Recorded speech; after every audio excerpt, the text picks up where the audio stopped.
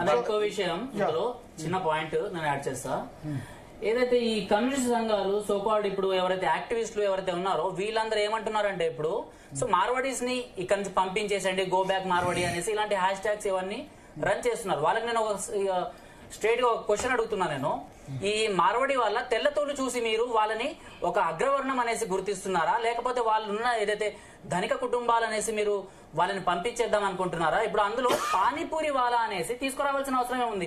పానీపూరి వాలాలు అంటే వాళ్ళు ఇక్కడ తెలంగాణలో ఉంటూ ఇక్కడ ట్యాక్స్లు కడుతూ ఇక్కడ రోడ్డు మీద ఉన్నా కూడా వాళ్ళు ఇక్కడ డైరెక్ట్ జిహెచ్ఎంసీకో లేకపోతే ఇంకా మున్సిపల్కో వాళ్ళు డబ్బులు కట్టి ఇక్కడ పన్నులు కట్టి ఉంటున్నారు. వాళ్ళు మన తెలంగాణలో వాళ్ళు కూడా ఒక అంతర్భాగం అయిపోయినారు. అలాంటి వాళ్ళని పంపించేసేయండి అంటున్నారు.